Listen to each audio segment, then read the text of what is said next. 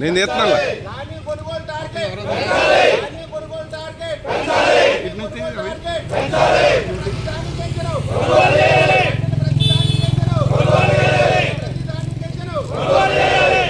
గిట్టుబాటు ఎంత amount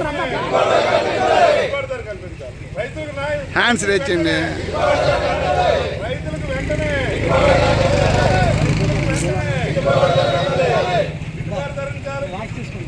hands తెచ్చండి అన్న. హ్యాండ్స్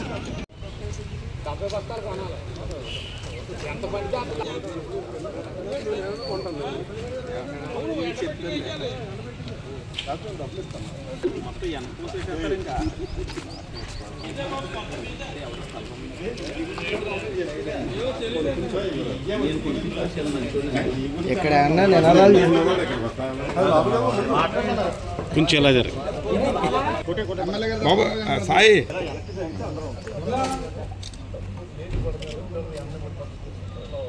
మొత్తం బైక్ ఎందుకంటే ఆల్రెడీ జరుగుతుంది ప్రాసెస్.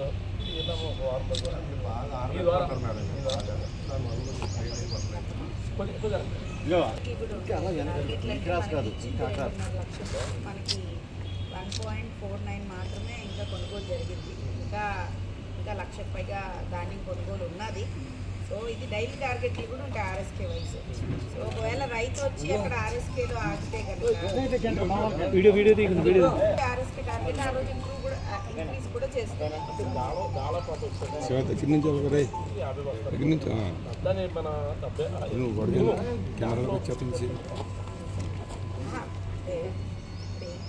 ఆర్ఎస్కే వైజ్ ఇప్పుడు 1000 ఉందనుకోండి. ఆర్ఎస్కే వైజ్ మీ అందరికీ తెలుస్తాయి కదా. ఆర్ఎస్కేకి 100 చెప్పారు. 10 ఆర్ఎస్కే 100లో ఒక ఆర్ఎస్కేలో 10 మంది రైతులు ఇచ్చారు. అతను 100 అయింది. ఇంకో ఆర్ఎస్కేలో 2 రైతులే వచ్చారు. అతనిది ఇంకా 80% టార్గెట్. ఇంకో ఆర్ఎస్కేలో 5 మంది వచ్చారు. 50% టార్గెట్. డైలీ టార్గెట్లు కూడా వస్తాయి. కింద దిగండి. ఎందుకు ఫస్ట్ పండించిన వాడు లాస్ట్ పండించిన వాడు ప్రతి ఒక్కళ్ళు ఈక్వల్గా అమ్ముకోవాలి. లేదంటే ముందర పండించిన వాళ్ళు అందరూ అమ్మేసుకుంటారు. ఆఖరి పోసుకున్న ఇబ్బంది పడతాడు కదా. సో అందువల్ల సో ఒకవేళ ఇప్పటికీ ఇంకా ఎందుకు అంటే డైలీ టార్గెట్లో రైతు ఆర్ఎస్కే దగ్గర వెయిట్ చేస్తున్నారు అని తెలిసిన వెంటనే మన ఎంఏఓలు అలాగే నేచర్ అగ్రికల్చర్ ఆఫీసర్లు అందరూ కూడా ఇమీడియట్గా టార్గెట్ పెంచమని మెసేజ్ చేస్తున్నారు. రైతు వెయిట్ చేస్తే కనుక టార్గెట్ పెంచాలి. అది ఏమంటున్నారంటే టార్గెట్ రావట్లేదు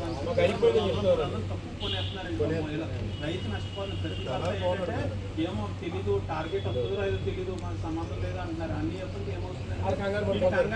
అవ్వనివే లక్షలు ఉన్నాయి. మేము ఎడ్యుకేట్ చేస్తాం.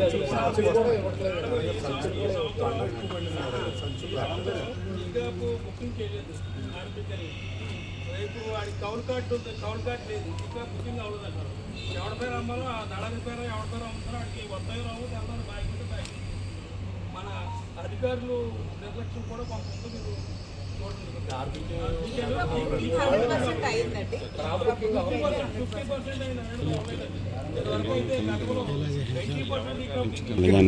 50% అయినా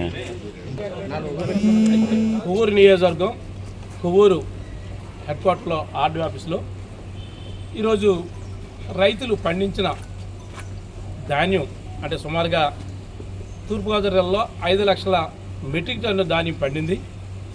ఆ మెట్రిక్ టన్ ధాన్యంలో ఇవాళ 2 మెట్రిక్ టన్ ధాన్యమే కొన్నారు. మిగతాది మిల్లర్స్ ఏమని చెప్తున్నారంటే మాకు టార్గెట్ అయిపోయింది లేదని చెప్తున్నారు. దాన్ని చెప్పడం వరకు మన ఆర్డీఓ మేడం గారి దగ్గరికి వచ్చి రిప్రజెంటేషన్ ఇవ్వడం జరిగింది.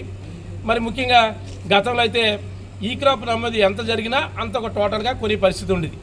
కానీ ఇవాళ కొవ్వూరు నియోజకవర్గం చాగళ్ళు, తాళపూడి, మన టౌను మొత్తం కలిసి 27,000 ఎకరాలు 27,000 ఎకరాల్లో పంట పండింది. దాని సుమారుగా 1,16,000 మెట్రిక్ టన్ను ధాన్యం దిగుబడి వచ్చింది. దాంట్లో 40% ఇప్పటికి కొనుగోలు చేశారు ఆర్బీకేల ద్వారా. కానీ మొత్తం ఇంకా ఉన్నది కూడా కొనాలని, ఎందుకంటే ఆల్రెడీ వర్షాలు వస్తే తడిసిపోయి ఇబ్బంది పడే పరిస్థితి ఉంది. దాని వరకు ఎందుకంటే ఇవాళ మద్దతు ధర సుమారుగా కింటాకి 2,030 రూపాయలు ఉంది. అయినప్పటికీ సుమారుగా ఇప్పుడు 75 కేజీలు అంటే మనకి 1750 రూపాయలు కొనవలసి ఉంది. కానీ వాళ్ళు బయట మార్కెట్లో 1250 రూపాయలు కొంటున్నారు. అంటే సుమారుగా ఒక్కొక్క బస్తాకి 4 నుంచి 500 వరకు నష్టపోతున్నారు. అంటే వాళ్ళు టోటల్గా ఎకరానికి ఆ ప్రకారం చూస్తే ఎకరానికి 10 నుంచి 20,000 లాస్ పోతున్నారు. అంటే వాళ్ళ పండించడమే కష్టమైన పరిస్థితి ఉంటుంటే ఇవాళ ఇంత లాస్ పోతే ఈ పరిస్థితి ఎలా ఉంటుంది? దాని వరకు రైతుల తరపున మేము వైఎస్ఆర్సీపీ ముందుండి గతంలో రైతు భరోసా కేంద్రం రాష్ట్రంలో 10,000 రైతు భరోసా కేంద్రం ద్వారా పండిన ప్రతి గింజను కూడా కొనడం జరిగింది. అంతేకాకుండా మా తొలకరి వర్షాలు ముందుగానే 13,500 రైతు భరోసా ద్వారా ఇచ్చి ప్రతి గింజ కూడా కొన్ని పరిస్థితి ఏర్పాటు చేశారు. కానీ అబద్ధ వాగ్దానం చంద్రబాబు నాయుడు గారు చేశారు, జరిగింది. కానీ వాళ్ళు రైతు పక్షాన దేశాన్ని వెనుక రైతును ఆదుకోవాలి, ఆదుకుపోతే ఇబ్బంది పడే పరిస్థితి. ఎందుకంటే వాళ్ళ ప్రతి పంటనే ఏదైతే ఉందో అపరాలు ఉన్నాయి. అదేవిధంగా కోకో ఉంది, కోకో కూడా 1000 రూపాయలు మద్దతు ధర అన్నారు, సుమారు 300-400 కొంటున్నారు. ఈ పరిస్థితి చాలా జరుగుతున్నాయి. కానీ వాళ్ళ ధాన్యం మీద అంటే రోడ్డు పక్కన ఆగలేసి నేను చాలామంది దారిలో వెళ్తా మా కారు ఆపి వాళ్ళ దగ్గరికి వెళ్ళి చూస్తే చాలా ఇబ్బంది పడే పరిస్థితి. వర్షం వచ్చేస్తుంది, బరకాలు కప్పుకుని చాలా ఇబ్బంది పడుతున్నారు. కనుక తక్షణం ఏదైతే పంట పండిందో ఈ క్రాప్ ద్వారా నమ్మేదైనా ప్రతి గింజని కొనాలని ఎలక్షన్ ముందు కూటమి ప్రభుత్వం వాగ్దానం ఇచ్చింది. అదే మొన్న కూడా మంత్రి గారు కూడా ప్రతి గింజ కొంటానని స్టేట్మెంట్ ఇస్తున్నారు. ఆ మాట నిలబెట్టుకుని ప్రకారం చేయాలని ఇవాళ కోరుతూ ఇవాళ మేడం గారికి మేము మా డిమాండ్ని తెలియపరుస్తూ వాళ్ళు ఇవ్వడం జరిగింది. ఎందుకంటే ప్రతి గింజను కొనాలి టోటల్గా, అదే మా టార్గెట్. లేని పక్షంలో ఇంచుమించుగా మేము త్వరలో దీని మీద కార్యాచరణ రాష్ట్ర వ్యాప్తంగా జరుగుతుందో ఇది చేస్తామని మేము మేడం గారికి తెలియపరుస్తాం.